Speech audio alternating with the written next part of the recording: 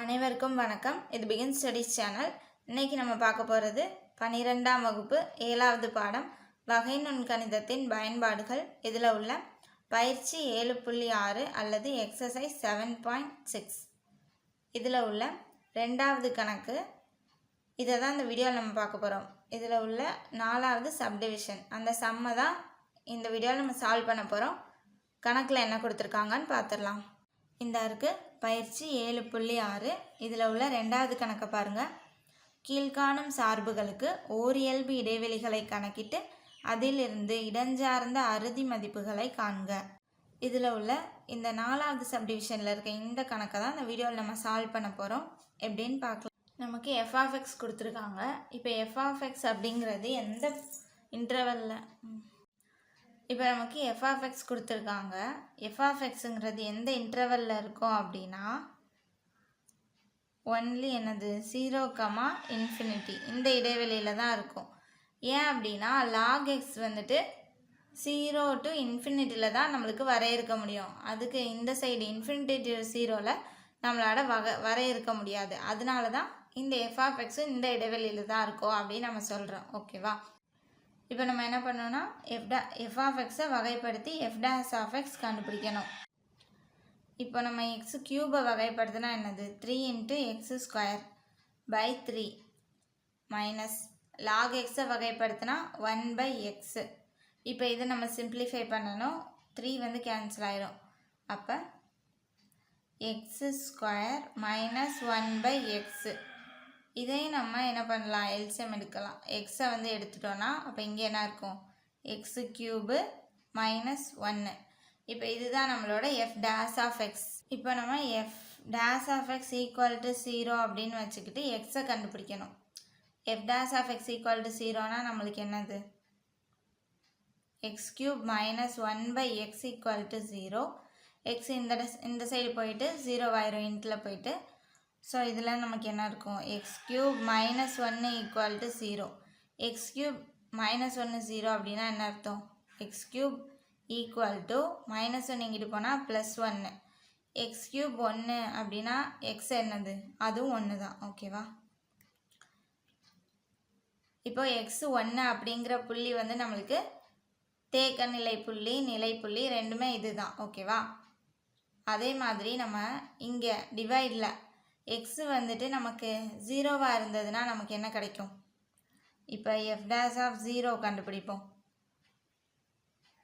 x³ தானே, எக்ஸுக்கு 0 போட்டால் 0 ஆகிடும். ஸோ -1/xக்கு 0 போட்டால் 0. இப்போ இது என்னது, இது ஒரு இன்டிடெர்மினன்ட் ஃபார்ம், நம்மளால் கண்டுபிடிக்க முடியாது 0வை. ஸோ அப்போ இது என்னது, நிலைப்புள்ளி. நிலைப்புள்ளினா நம்ம 2 விதமாக கண்டுபிடிக்கலாம். ஒன்று f'(x) = 0ன்னு வச்சு கண்டுபிடிக்கணும். ரெண்டாவது இந்த டினாமினேட்டரை நம்ம 0 ஆக்க முடிஞ்சதுன்னா மேலே உள்ளது 0 இல்லாமல் இருக்கணும், 0வாகவும் இருக்கலாம். ஓகேவா?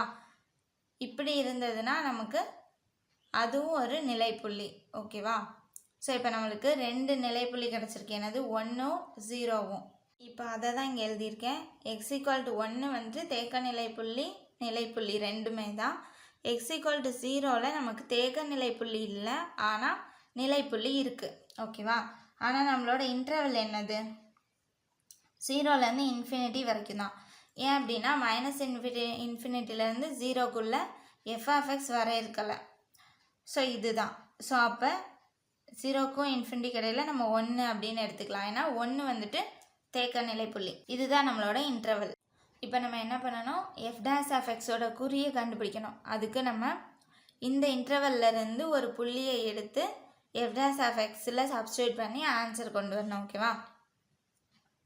இப்போ நம்ம எக்ஸுக்கு பதிலாக இந்த இன்டர்வலில் என்ன இருக்கும், 0க்கும் 1க்கும் இடையில் ஒரு புள்ளி.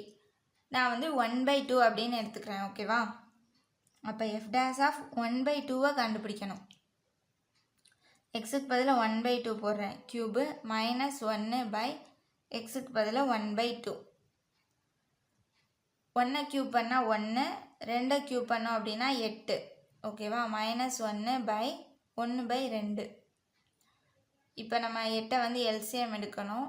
8 1 மைனஸ் இதை 8ஆல் பெருக்கணும். 1 × 8 8. இந்த 1/2 வந்துட்டு இங்கே வகுத்தலில் இருக்குது. பெருக்கல்ல வரும்போது நம்மளுக்கு எப்படி வரும்? 2/1ன்னு வரும். ஸோ இன்ட்டு 2/1ன்னு வருமா? இப்போ இதை கேன்சல் பண்ணோன்னா இங்கே 4 வரும். 1லேருந்து இப்போ 8 கழிச்சோன்னா -7. ஸோ நம்மளுக்கு என்ன வருதா? -7/4. அப்போ குறி நம்மளுக்கு எதில் இருக்குது? மைனஸில் இருக்குது. ஸோ இங்கே குறி மைனஸ். அதே மாதிரி இந்த இடைவெளியில் ஒரு நம்பர் 2ன்னு எடுத்துக்கலாம். ஸோ f'(2) எக்ஸுக்கு பதிலாக 2ன்னு போடுறேன். 2³ -1/எக்ஸுக்கு பதிலாக 2. ஸோ 2³ என்னது? 8 -1/2. 8லேருந்து 1 கழிச்சோன்னா 7/2. ஸோ இங்கே எப்படி இருக்குன்னா நமக்கு பாசிட்டிவில் இருக்குது. ஸோ இங்கே ப்ளஸ்ஸு. அப்போது இங்கே மைனஸில் இருக்கனால ஓரியல்பு தன்மை என்னது? திட்டமாக இறங்கும். ஓகேவா?